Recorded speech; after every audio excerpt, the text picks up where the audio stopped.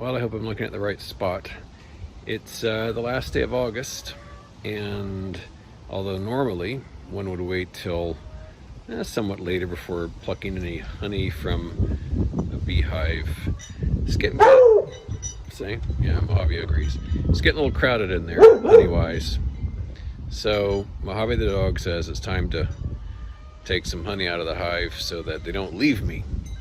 It gets too crowded in there, so we're gonna do that. Here's some dreadfully disorganized beekeeping stuff.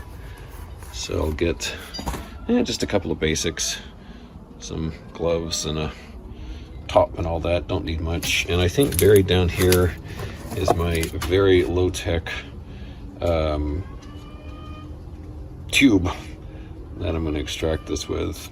And I'm going to get a nice clean container for it to go into. So I'll make the trek out to one of the hives here. Got a couple of these things, and one of them isn't too terribly full, so I'm just going to go to this one here. Here's the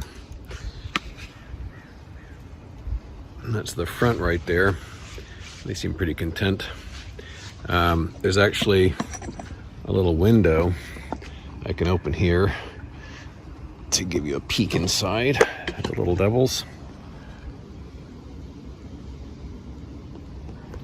So I'm gonna open up the back of this thing and take out some honey.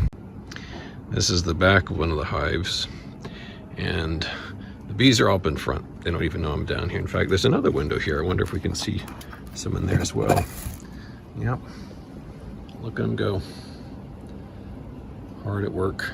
But notice that those cells aren't sealed. Those are just open. And so hopefully the one I'm going to tackle here is sealed up, because we open it up and notice the levels of honey. So this is like completely full. And over here, they're still working on this one. And you can see they're kind of poking their heads out, wondering why the back's off all of a sudden. But what I'm going to attempt to do here is, I think probably I'll just do this one and see how that goes. So this is my exceptionally low-tech setup here. So I've put the tube into the bottom of the honey. You can see just a teeny bit already dripping out, and the tube goes down. And this is my very high-tech contraption here. Just got to bend to it and then down into this giant container. And I've got this very sophisticated piece of aluminum foil I'm going to put on top, just so the bees aren't attractive and go in there for a deadly swim in the honey. So this is where the rubber hopefully hits the road. This is the metal rod I've put in there, and I'm going to crank that by 90 degrees, and that should rupture the cells inside and open up all those little honey cells and let it flow into the container. Well, the anticlimax is I opened it up and I looked and I looked and I looked and I decided, you know what, I think it's just too early.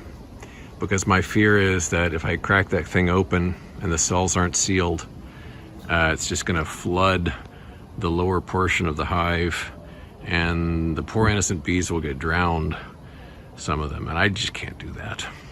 So I'm gonna wait till later, and we're gonna leave the bees in peace. So I'm feeling guilty for even bothering the bees, so I'm gonna make it up with my hens here. I picked them an heirloom tomato, and we'll see if that would be of interest to them. They're suspicious. They're wondering, like, what's this, a trick? I'm gonna set it down here. There we go. See? Chicken trust. Well, anyway, so the tomatoes are goner at this point, and yeah. Anyway, hey, it's okay. Oh, see.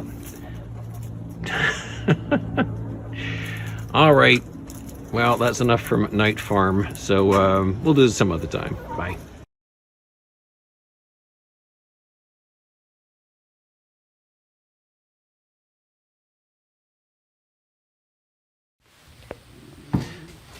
It's the egg challenge. All right, here we have 2 freshly laid eggs, which as you can see are remarkably different sizes. And my belief is that this one has 1 yolk and this one is so enormous it has 2. Let's find out. All right, here's the 1 yolk egg. Tap, tap, tap, kind of a hard shell, kind of a thick shell, relatively speaking. And we break it, and there's 1 little yolk. Then you'll note this is a unblemished, uncracked egg. There's no peeking. And we'll see what's inside. And we open it, and there's 2 yolks, just like I guessed. How about that? May the force be with you. That's it.